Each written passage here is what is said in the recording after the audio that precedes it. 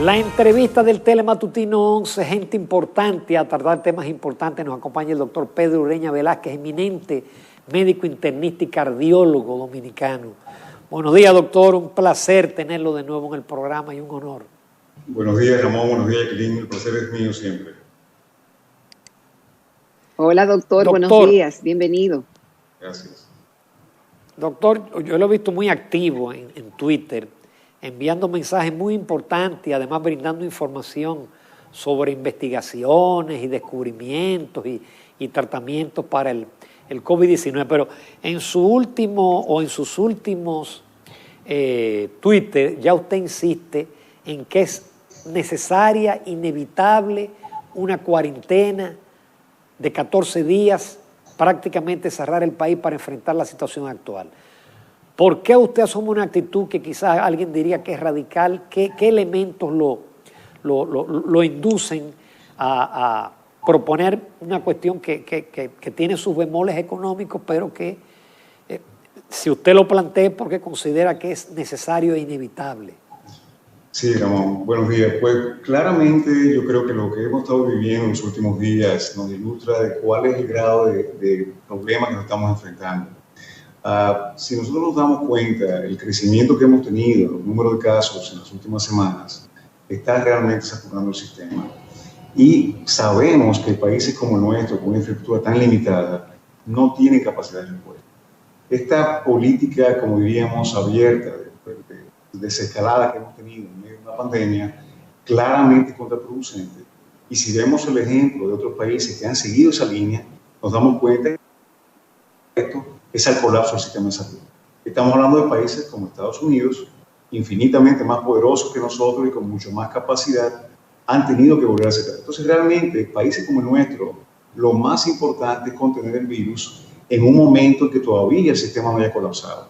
Pero no hay duda de que en lugares como el Gran Santo Domingo, el Nacional y Santiago ya estamos viendo lo que pasa cuando el sistema se satura. Y vamos a llegar a un punto donde realmente vamos a empezar a perder vidas por falta de poder ofrecerles atención. Eso es lo que tenemos que tratar, de no llegar a ese punto, que estamos prácticamente al borde de esto. Entonces yo estoy siendo radical. ¿En qué sentido? Cuando nosotros vemos los diferentes modelos de qué ha funcionado, y aquí hay dos modelos que podemos ver, países que hicieron una intervención temprana, prácticamente las dos cosas que tú la vas a ver como características que siempre salen son pruebas masivas y restricción a la circulación. Países que colapsó el sistema y después pudieron recuperarse, le hace Italia y España, también tuvieron que tomar medidas restrictivas muy enfáticas, pruebas masivas, y de esa forma contra la pandemia. Aquí lamentablemente ni estamos haciendo pruebas masivas y tenemos claramente una libertad en cuanto a la circulación, en cuanto a la aglomeración, que son las recetas perfectas para que este virus siga propagando. Así que si no tomamos medidas, no es que si va a colapsar el sistema, es que definitivamente cuándo va a colapsar la pregunta que tenemos que hacernos. Y no debemos llegar a eso. Ahora, doctor, hemos visto muchas cosas en medio de esta pandemia.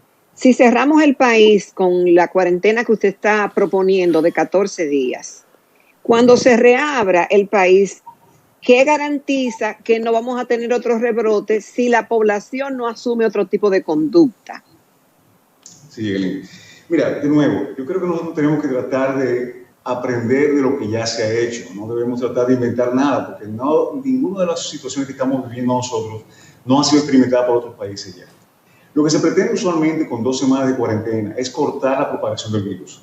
Recordemos que un solo paciente infectado, y sobre todo si un infectado con síntomas leves o asintomáticos, es un propagador en potencia. Por tanto, la circulación es lo primero que tenemos que cortar. Ahora bien, una vez que tú puedes limitar ese foco de propagación, entonces viene una fase de desescalada. Pero esa fase de desescalada se debe hacer de manera paulatina y con evaluaciones muy, muy puntuales. Tú tienes que tratar de lograr menos de un 10% de positividad antes de avanzar de una fase a otra. Entonces, lo que se requiere en este momento es cortar este brote tan agresivo que tenemos ahora y luego empezar con una fase de apertura paulatina, progresiva, pero con seguridad. Si hubiésemos hecho eso hace 3 meses, probablemente podríamos estar como otros países que ahora mismo están con sus economías prácticamente abiertas. Este prolongamiento, como yo digo, intermedio entre no tenemos un cierre, pero tenemos muchos infectados, quizás tomamos estas medidas de a poquito, lo único que hace es prolongar una situación por más tiempo y al final la economía sufre igual o peor. Así que realmente un país como el nuestro, que depende tanto del turismo, que depende tanto de las remesas, que depende tanto de ese comercio, es que más le conviene tomar medidas drásticas que sean de corto plazo, pero que puedan llevar a una solución a largo plazo. Lo que estamos haciendo ahora mismo es no tomando esas decisiones y prolongando un estado realmente por mucho tiempo. En cuanto a la población, yo sí soy muy insistente en esto, no es la población la que está encargada de poner las reglas, son las autoridades. Ningún país, y vuelvo, repito muchos de países porque realmente, ¿por qué no imitar lo que ha funcionado? Todos los países, invariablemente, lo que son medidas estrictas han sido enforzadas por las autoridades. Y esto va desde países con niveles educacionales mucho mayor que nosotros y han tenido que hacerlo. Fíjense el caso de España, el caso de Italia. En esa cuarentena tuve a la policía en la calle y realmente te multaban por salir aún de día. Entonces, realmente, lo que ha demostrado que funciona es lo que tenemos que replicar. ¿Cómo va a ser que nosotros tengamos ahora, en un pico de casos, restaurantes abiertos, discotecas abiertas, bares abiertos, los aeropuertos abiertos sin restricción de países que puedan entrar? Esas son cosas que realmente no tienen ningún sentido y ninguna política que haya funcionado ha aplicado medidas como esta. Así que imitar esa forma de manejar la pandemia, tipo apertura, tipo Estados Unidos, realmente no da resultado y está demostrado. Fíjese, señor, lo que pasó. California está cerrando de nuevo, Florida está cerrando. Estados con una capacidad económica y de infraestructura sanitaria 20, 30, 100 veces mayor que la República Dominicana. ¿Qué nos espera a nosotros si seguimos esa misma línea?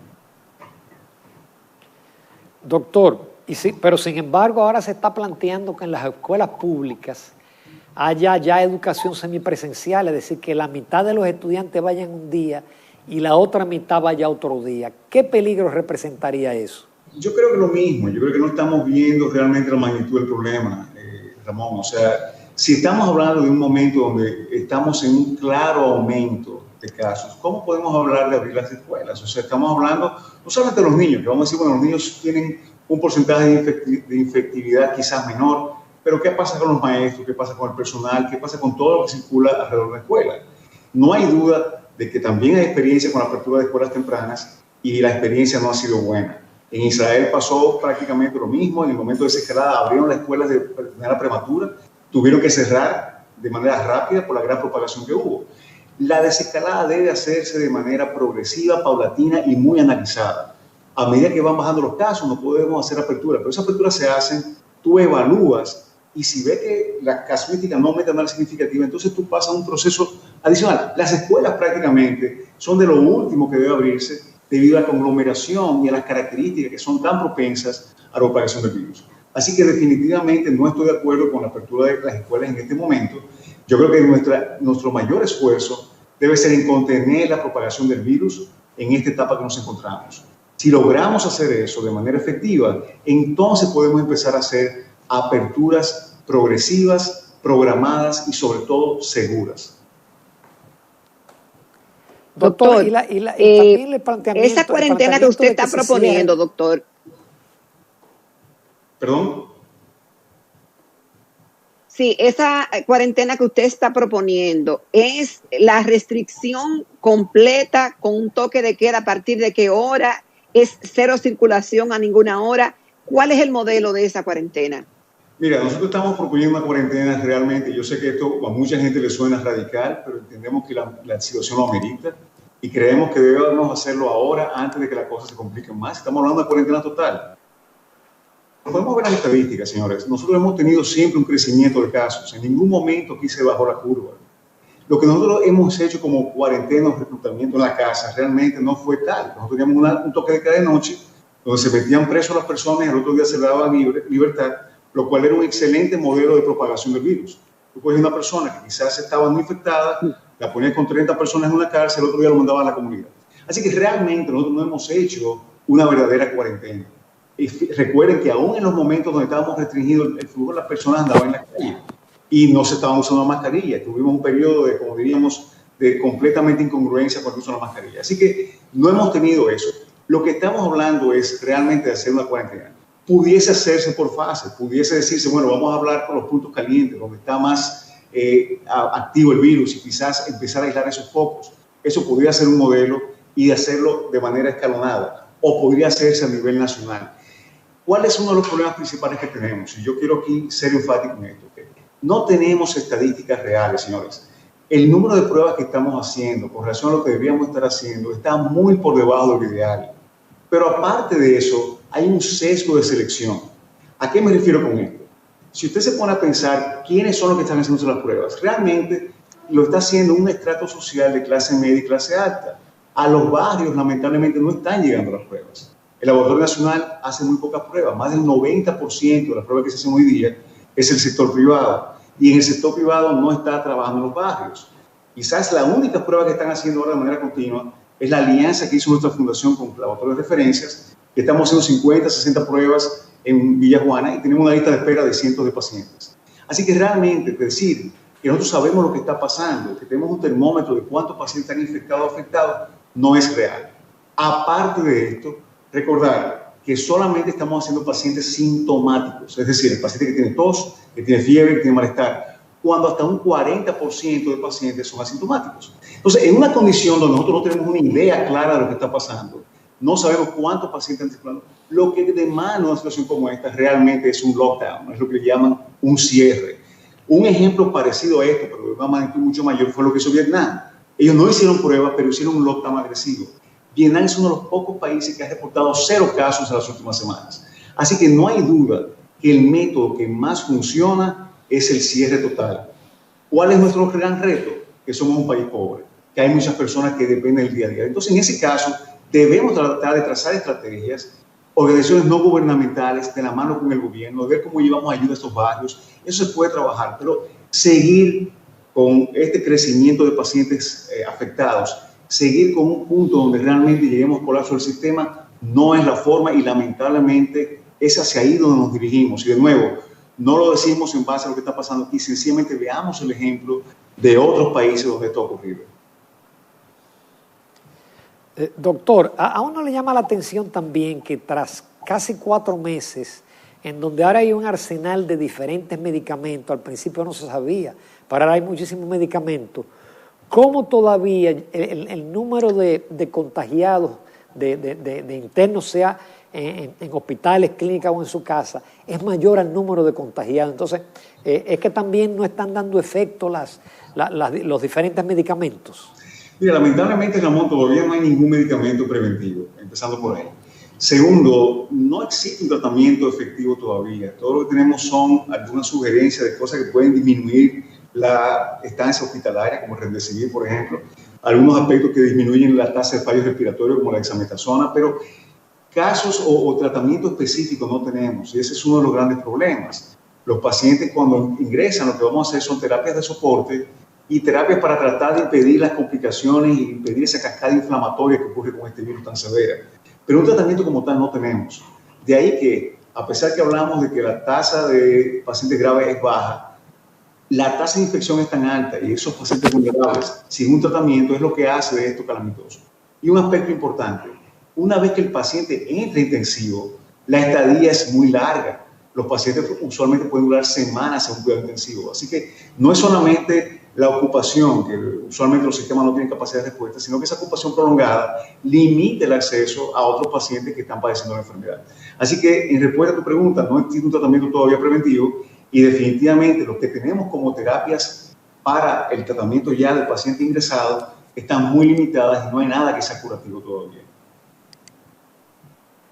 Doctor Ureña, usted decía, y la gente ya sabe, que no hay realmente un tratamiento definido, ni una vacuna, ni un protocolo exacto para tratar el coronavirus.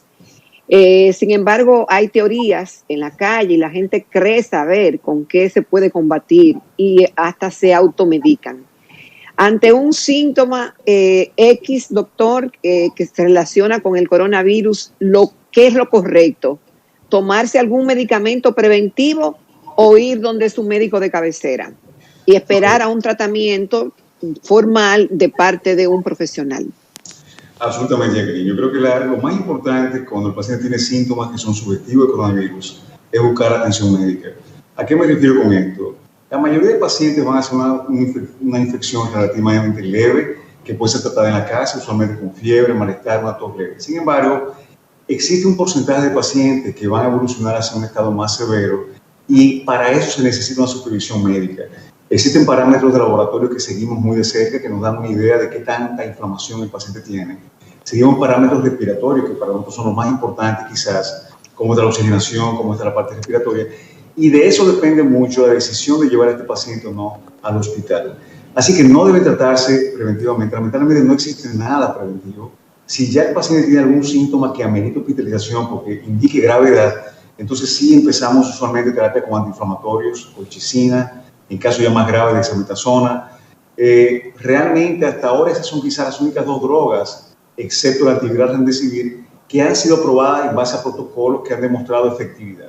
Pero de nuevo, no como cura, sino más bien como una disminución de la tasa de complicaciones. Entonces, lo que el paciente debe hacer es buscar ayuda y tener una supervisión médica cercana. Yo tengo muchos pacientes que junto con el infectólogo con el que trabajo, lo seguimos diariamente. En la mañana me mandan su saturación, me mandan cómo tuvo la temperatura, cómo están sintiéndose, y en la noche hacemos otra especie de ronda por WhatsApp. O sea que realmente, en el momento que uno ve que hay un cambio, pues entonces las instrucciones, mira, entonces vamos a hacer una tomografía, vamos a ver cómo nos juntamos en la emergencia, lo que sea. Ese es uno de los problemas que yo refería en el día de ayer, que nos estamos viendo. ¿Qué está pasando ahora? Cuando yo digo al paciente muchas veces, mira, sí, bajó la saturación, hay que ingresarte, ahí viene la gran pesadilla. ¿Dónde te ingresamos? Porque ahora mismo estamos teniendo una seria limitación con eso. Y por eso lo mejor es no enfermarse, porque probablemente en las próximas semanas, si seguimos como vamos, el que necesite, porque se complique cama, no va a haber disponibilidad. Eso es algo que diariamente, es como digo, la búsqueda de camas diarias. Eso es lo que estamos viviendo hoy día, la mayoría de médicos que trabajamos con esta enfermedad. Guárdeme la mía, doctor. Resulta que la gente... Ay, Dios. No, ya a mí un médico neumólogo me dijo que la cama que me tenía guardada a mí ya está ocupada. Doctor, pero la gente no solamente le da coronavirus, a la gente le sigue dando infartos cardíacos, ACV, peritonitis, qué sé yo. Entonces, ¿qué pasa hoy en día si un paciente le da un infarto o un ACV? ¿Hay camas aparte en las clínicas para esos casos o también podría haber problemas para pacientes que como en esas situaciones que hay que correr si no se puede morir? Mira, es interesante lo que está pasando aquí en la República Dominicana y te lo voy a decir ya de experiencia propia.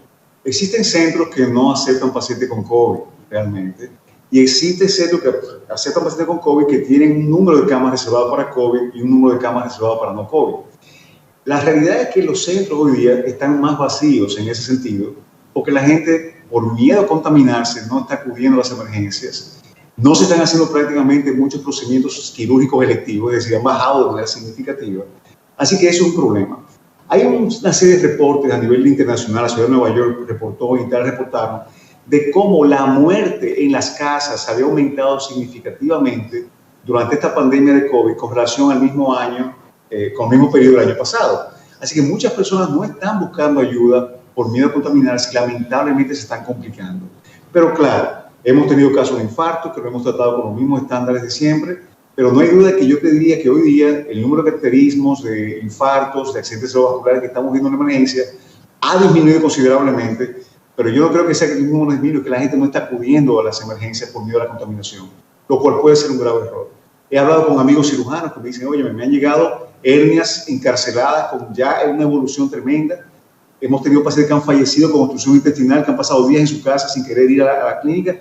Así que ese es otro problema que no se menciona mucho, el del paciente no COVID, que por temor a la enfermedad no acude a buscar ayuda médica cuando realmente lo necesita. Así que es un verdadero problema.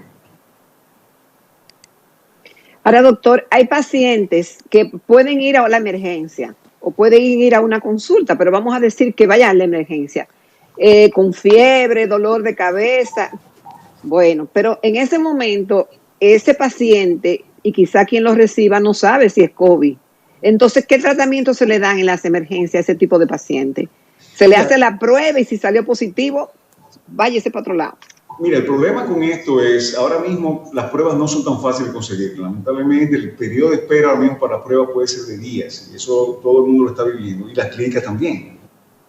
Lo que muchas clínicas están haciendo es que están haciendo pruebas rápidas. El problema de las pruebas rápidas sabemos que realmente no son confiables. En términos de que no son confiables para la fase aguda de la enfermedad, son confiables para una fase más tardía. Pero ¿qué pasa? Si el paciente tiene signos de tos, fiebre o cualquier hallazgo pulmonar que clínicamente se sospechoso de COVID, muchos de los centros no COVID, entre comillas, no aceptan el paciente y obligan a que el paciente se retire a otro lugar. Los centros COVID que están llenos, lamentablemente te dicen lo mismo, bueno, no tenemos cama para COVID, entonces por tanto tienes que llevar por otro sitio si realmente necesita hospitalización. Así que estamos teniendo un problema muy serio con estos pacientes febriles que están teniendo síntomas donde no hay camas. Muchos de ellos tienen que regresarse a sus casas y hacer el manejo como se pueda. Han habido pacientes que han tenido que irse al interior e ingresarse porque realmente en la ciudad no han aparecido camas. Así que realmente, como te digo, una situación que estamos viviendo hoy día bastante preocupante y quizás eso es lo que nos motiva a muchos de los que estamos en el medio viendo esto a clamar porque se tomen medidas más estrictas, a clamar porque realmente las autoridades se empoderen de la situación y hagan lo que tienen que hacer. Doctor, finalmente usted continúa con su programa piloto como el que realizó, creo que fue en Villajuana. Sí, nosotros hemos continuado. De detectar casos y de aislarlos. Exactamente, tenemos básicamente dos procesos ahora mismo. Seguimos haciendo pruebas y ahí tengo que realmente agradecer al laboratorio de referencia porque yo sé lo sobrecargados que ellos están de trabajo, la demanda que tienen y sin dedicados a 60, casi 4.000 pruebas realizadas. Lo que hacemos es indicamos al paciente que es positivo de datos. Ahora mismo en la casa no hemos podido conseguir, vamos a llevar a estos pacientes y en la República Dominicana estamos proveyendo compras semanalmente a estas familias. Aparte de eso tenemos un grupo de médicos que mañana llaman a ellos para preguntar cómo están, si han tenido fiebre, si han tenido tos, si han tenido dificultad respiratoria y lo estratifican. Si hay síntomas, pues entonces tratamos de buscarle dónde admitirlo. Y finalmente ese plan conlleva una parte de los contactos. Hacemos una lista de contactos del paciente y hacemos que estos pacientes entonces, esos contactos vengan a hacerse la prueba, de forma tal de por lo menos tratar de que eso no se siga propagando en esos barrios, que como hemos dicho siempre, son el principal foco de preocupación por las características tan propensas a la diseminación que tienen, como el hacinamiento, la falta de higiene, etc. Así que sí, seguimos con el programa.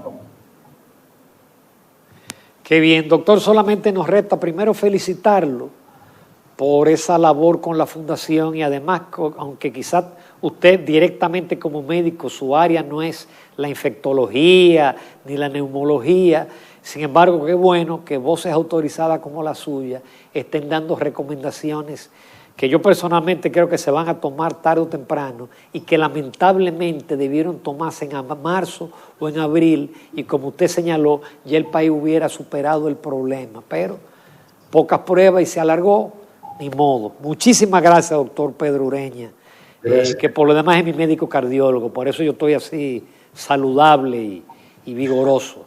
Gracias a ti por la oportunidad, gracias, Kini. Para mí realmente es un privilegio y como lo siento como un deber. Gracias, doctor.